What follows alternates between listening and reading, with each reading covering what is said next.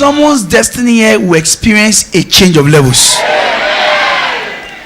As we are all seated here, we are before the potter. Everyone seated here is like a pot, expecting a remolding. Everyone seated here tonight, we are like a pot in the hand of the potter. We are like cars in a service station that needs to be serviced. Expect your destiny to experience a touch night. In the name of Jesus Christ. No matter how mad, MARRED, the pot has been, no matter how, the potter is the answer. And what a testimony. The potter is here once again. Your destiny shall be reshaped in the name of Jesus Christ. In the few minutes we have tonight before we close, we have been talking about every commandment of scriptures is for our profiting. Every commandment of scriptures is for our profiting. And we have talked about the prayer commandment. We have talked about the soul winning commandment on Tuesday. And today, the giving commandment. The giving commandment. Joshua chapter 1 verse 8, the Bible says, this book of the law, the Lord was speaking to Joshua. He said, this book of the law shall not depart out of thy mouth, but thou shalt meditate therein day and night, and observe to do all that is written therein. Then thou shalt make thy way prosperous, and thou shalt have a good success. This book of the law, there are some key words there. The book of the law, your mouth, meditate, observe to do. The book, your mouth, meditate, observe to do. Then you now see the results: prosperity and success. So if you must prosper, if you must succeed, the book of the law, the book of the law, that is the Bible, instructions, not just having the Bible, let it enter your spirit. Meditate, not just meditate, but also speak it out. Not just speak it out, but now do it. Observe to do, not just do. Do with every sense of understanding. Then your action of obedience is what will qualify you for God's manifestation. Commandment of giving. The giving commandment is what empowers you in this world to be a commander of wealth. The giving commandment. The giving commandment. Think about it. The giving commandment is a general law. It cut across every sphere of life. In physics, to every action there is equal and opposite reaction. In physics, in a cultural way, I don't know how they say it in here, but in Yoruba land, it means that lala toba lozuke ile lombo. In what you sow is what you reap. Scripturally, everything what you give is what. Now everything answers to what you give. It's a general law. Anywhere you put it, what you sow is what you reap. That's why I pity people that think they are doing things for doing sake. There's nothing you do for doing sake. You will reap anything you do. There's nothing you do for doing sake. You do evil, it will await you. You do good, it awaits you. The question is, what am I doing? Many are reaping from the doings of yesterday. Many are product of the actions of yesterday. If they have escaped that negative action, they won't be in a negative situation now. So giving is a commandment of scriptures. But as it relates to our context today, we are talking about making scriptures to have approves in our lives. We are empowered for wealth on the covenant platform of giving and receiving. Everybody wants to be rich. True or false? If you don't say it, everybody wants to be rich. True or false? You never can tell God will give 1 million now. Everybody wants to be rich. True or false? Why did you increase your voice? Everybody wants to be rich. Nobody wants to be poor. Poverty smells. Poverty stinks. Poverty irritates. Poverty makes your voice to be of no importance. Poverty makes you, ridicules you. Poverty makes people think you are a top class citizen. Poverty is bad. Poverty can help you to make hell. I want you to hate poverty, but don't go and like prosperity on the bad side. Poverty is not good. Say it's not good. It's not my portion. I will never be poor. Because when you are poor, you will always be angry. True or false? Anything anybody does. What is the matter? What have I done to you now? Even when the air is blowing, you are angry. What kind of hair is this? I can blow like, why? No money, no food. Poverty, man, is bad. You will not be poor. In the name of Jesus Christ. Poverty gets you angry every time. Nobody need to get you angry. You are just angry. Because poverty and anger, they go together. But if you must be rich, giving commandment is a must. We are empowered for wealth on the covenant platform of giving and receiving. Deuteronomy 8:18, the Bible says that thou shalt remember the Lord thy God, who has given thee power to get wealth. Power to get wealth. Not study to get wealth. Not work to get wealth. Power to get wealth. Not wealth as a result of salary. Not wealth as a result of whatever money you have accumulated. Power to get wealth. In order that he may establish his covenant that he has sworn unto your fathers, as it is this day. Power to get wealth is the power that makes riches established. Many get rich, but they don't live rich eventually. Thou shalt remember the Lord thy God, who has given thee power to get wealth. So it's a covenant. Say it's a covenant. It is a covenant. If you must enjoy divine riches, you must operate in the covenant. The law of giving and receiving. Genesis 8:22. The Bible says, "Why the earth remaineth, seed time and harvest, and cold and heat, summer and winter, and day and night shall not cease." As why the earth remaineth, sowing and reaping is a must. The question is, am I operating in the covenant or watching the covenant happening in people's life? So our giving is a commandment. Can I tell you something? Everything God created gives. The sun gives light. The moon gives light. The sea gives refreshing. The trees, they gives oxygen. Everything God creates, even the chicken you are eating, gives you meat. Am I lying? If I count number of chicken they've slaughtered today in this country, next time chicken comes to South Africa, they will run away. Yeah, sir, what? No, they won't come. Now, because they are giving meat. Now, everything, what I'm trying to emphasize is that everything God created is a giver. Why not you? Everything, including ants. Everything God created is a giver. So, giving is God's lifestyle. We all inherited the nature of giving. But many are killing that nature. Very stingy. They can't part with anything in their life. Even their urine, they are very careful about it. You know, some people are very stingy. To even urinate, no.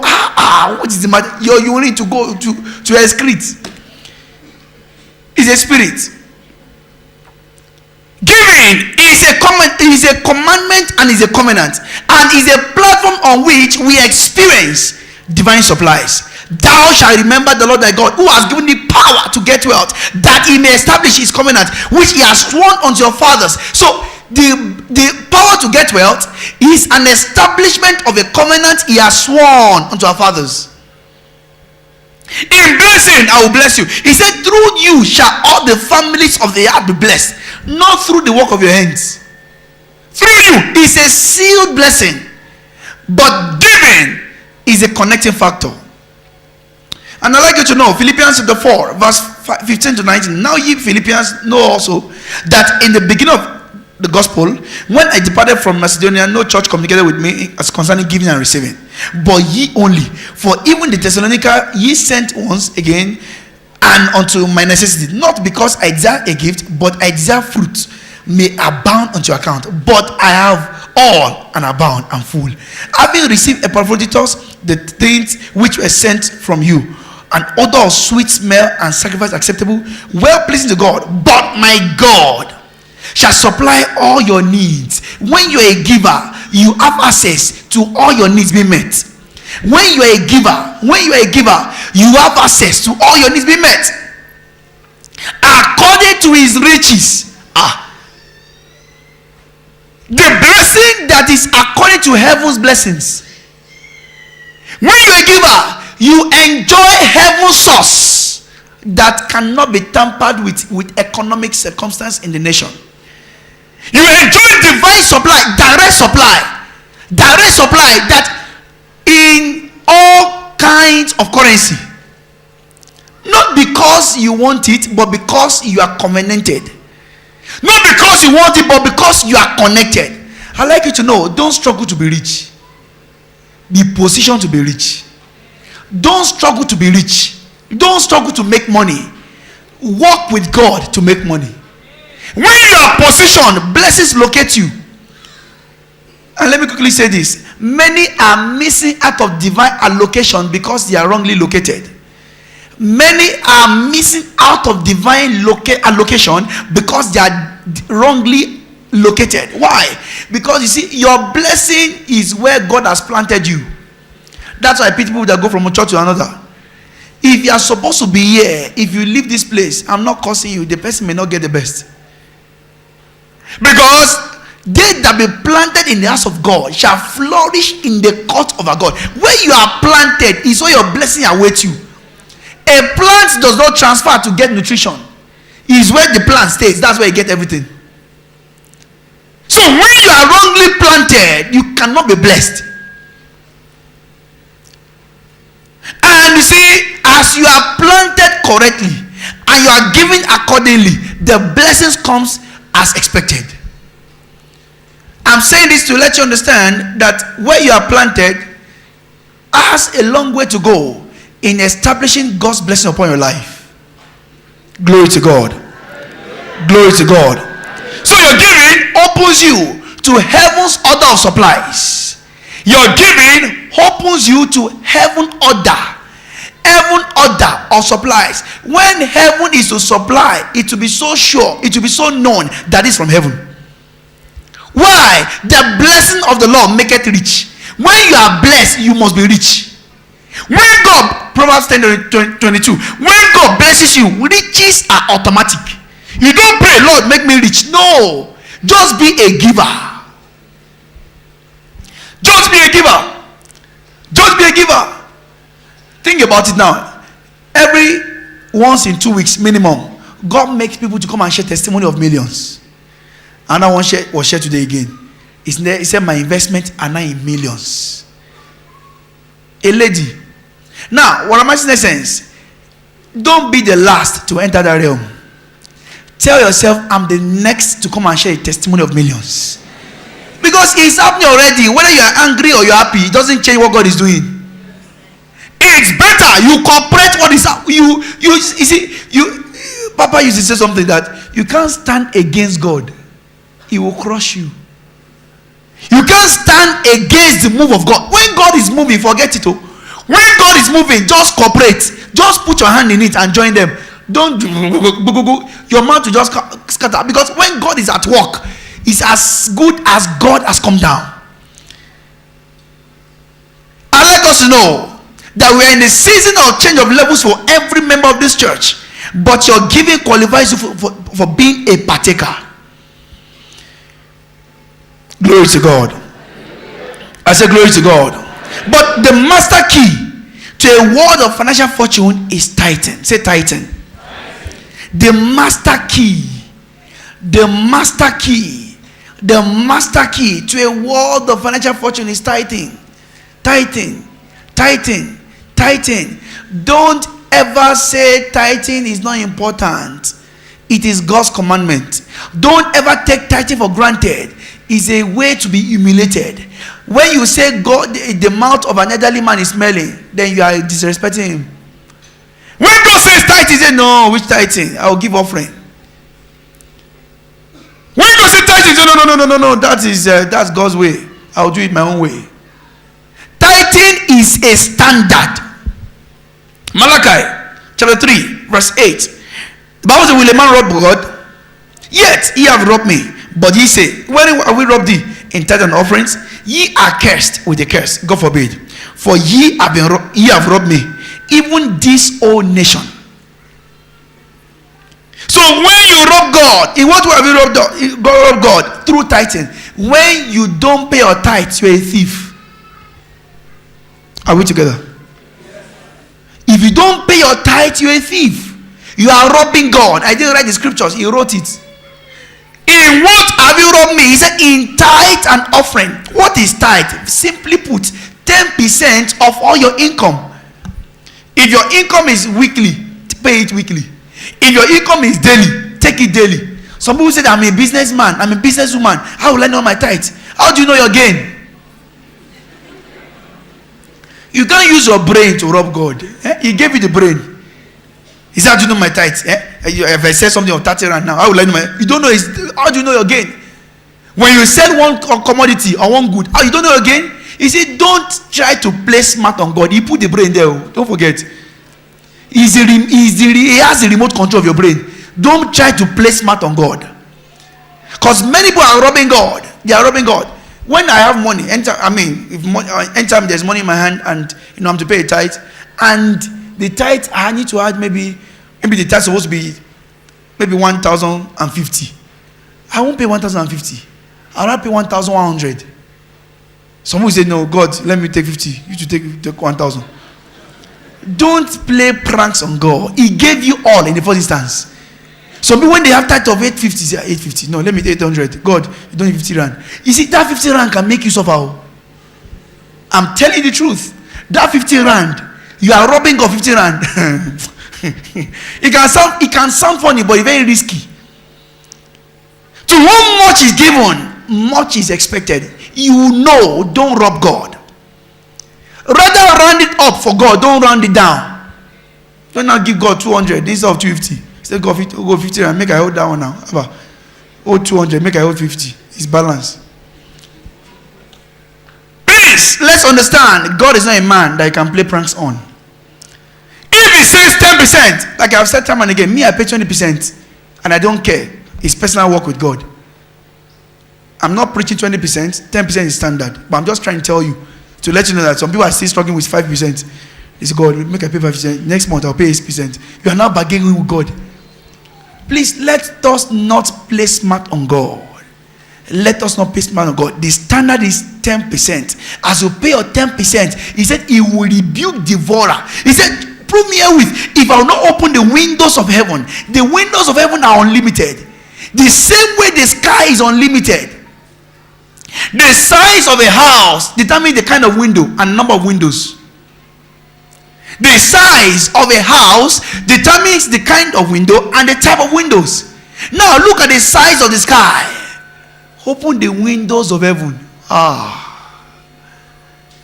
many windows are there in heaven? Unlimited. Even heaven itself is unlimited, which means the blessing that will be unleashed, you can't contain it. It will swallow you, overwhelm you. So just by one simple obedience, pay your tithe. May the Lord grant us grace. In the name of Jesus Christ. He said, pour you out the blessing that there shall be no room enough to receive it. And I will rebuke devourer for your sake. That is, when I bless you, I keep the blessing. When I bless you, I stay with the blessing. Please ask for grace to be a covenant practitioner, especially in tithing. Ask for grace to be consistent. Some pay tithe once in 1 year. Some pay tithe once in 2 months. You pay in January, you pay in March. You pay in March, you pay in June. You pay in June, you pay in August. What is the matter? No, it's for your own sake. Your tithe is your security. Your tithe is your security. You can always go to God. Lord, you told me your word. If I pay my tithe, you rebuke devourer. What is sickness in my body? Lord, you told me if I pay my tithe, you will not allow any devourer in my business. Why is this business not profiting me? You told me if I pay my tithe, I will not suffer miscarriage. Why miscarriage in my body? Your tithe is your security. As you press a security code, you access the gates. Please tell yourself, I must not disappoint God again. And the Lord will help us in the name of Jesus Christ. Someone may say, like when I was much younger than this, one of my elderly friends, because I used to move with my people older than me, he said, you people paying tithe. There's no tithe in the New Testament. It's a lie. It's only in the Old Testament. Okay, and that's okay, fine. So in case we are here, we don't know that there's tithe in the New Testament. Open your Bible to Matthew 23 verse 23. The Bible says, woe unto you, scribes and Pharisees and hypocrites, for ye pay tithe of mint and anise and cumin, and have omitted the weightier matters of the law, judgment, mercy, and faith. These ought to have done, ye to have done, and not to have to leave the other undone. So which means you have to pay tithe. Everything is to be paid. In scriptural, Hebrews chapter 7 from verse 7 to 8. The Bible, verse 7 says that without contradiction, the less is blessed of the better. Now, there's a verse, I think verse 8. He said, he that receiveth the tithe is in heaven. Jesus received the tithe. He receives it. And here men die, receive tithe, but there is he that receives it.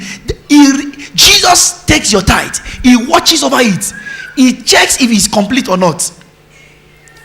So don't think that you cover it with envelope, nobody sees it. Nobody may see it, but God sees it. So don't think your envelope has a cause you to escape. Please, your tithe will help you to overcome tight situations. Your tithe will release you from every tight circumstances. Your tithe will enhance your life out of every tight life. This is a reality of life. And as you cooperate with God, the Lord will change your levels. In the name of Jesus Christ. In this kingdom, supernatural wealth is only entrusted. It cannot be acquired. If you must be rich as a believer, it must be entrusted. You don't struggle to be rich as a Christian. No. You operate in a covenant to access divine wealth. You operate in a covenant. You do what is instructed in order to be in command what is available.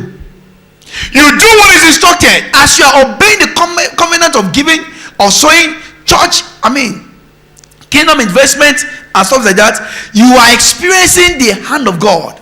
Remember, the Bible says, silver is mine, gold is mine. He can do it without you. Your doing it is a privilege. He can do it without you. There was someone that once says, and I won't do it again, I won't do it. I don't look at it, but you won't do it again.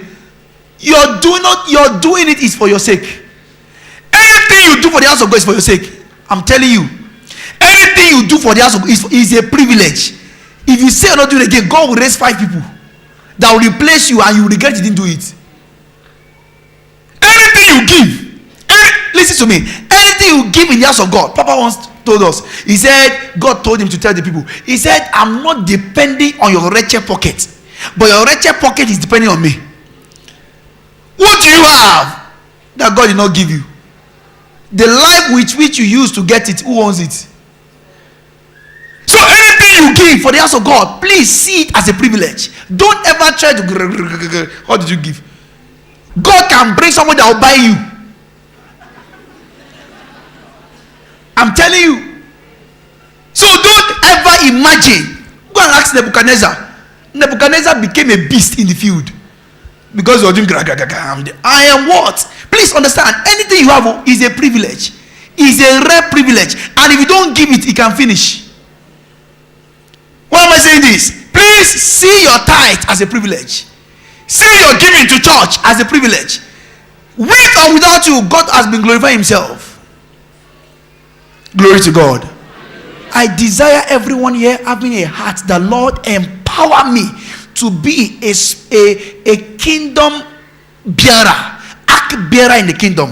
That through me, many will come to church. Through me, I will buy Marco Polo, I will buy Pt2, I will buy buses. If you don't do it, someone else will do it. Why not desire the grace? Glory to God. I said glory to God. All that God, by privilege, did through me in the church I was. If I didn't do it, God would use somebody else. I'm telling you the truth. But did I carry it away from there? But the blessings are following me. I'd like you to know, God is waiting for you to act. And he's expecting you to start from where you are. Don't say, I don't have 1 million. You have 100,000. Don't say, I don't have 100,000. You have 20,000. Start from where you are. Start from where you are. Start from where you are. You can make up your mind. I will take over every transportation from Lotus Garden. I will take over every transportation from Mamelodi or Shanguve. As you are doing that, you are building a capital that heaven will release in your direction in a sudden way. Why am I saying this? This is a very good opportunity to change levels. And I see God engracing us in the name of Jesus Christ. As I wrap up in this service, I'd like us to open our Bibles to Haggai chapter 1. Haggai 1, 5 to 11. Now therefore, thus saith the Lord of hosts, consider your ways. Ye have sown much and bring in little. Ye eat, but ye have not enough. Ye drink, but ye are not filled with drink. Ye clothe, but there is none warm.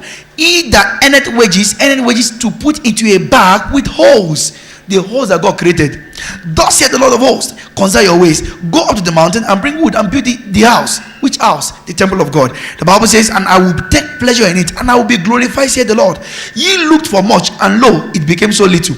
And when ye brought it home, I did blow upon it. Why? Said the Lord of hosts, because of my house that is in waste, ye run every man to his own house. Therefore, the heaven over you is stayed from dew, and the earth is stayed from a fruit.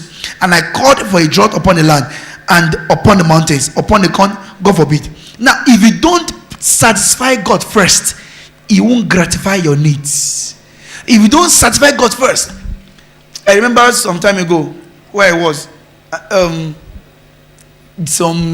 some people came and said, you didn't tell us when you did this. You didn't tell us when you did this. I said, come.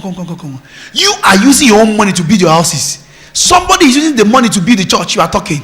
They kept quiet. How dare you talk? Is it church money? Somebody is using his own money to build the house of God. You are using money to build your house and you are still talking. Keep quiet. God respects those who respect his kingdom. So I want to appeal to you. Don't go and build your house. I'm not saying you should not build, but consider God first and let God make you his best.